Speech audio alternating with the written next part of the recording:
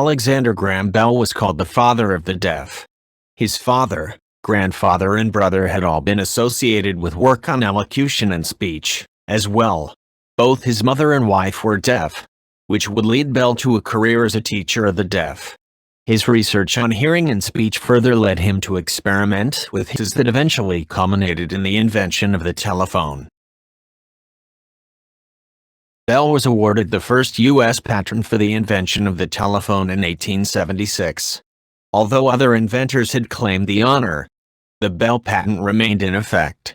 Many other inventions marked Bell's later life, including groundbreaking work in hydrofoils and aeronautics.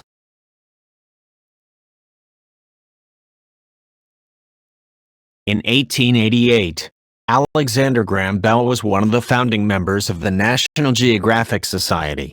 Upon Bell's death, all telephones throughout the United States stilled their ringing for a silent minute in tribute to the man whose yearning to communicate made them possible.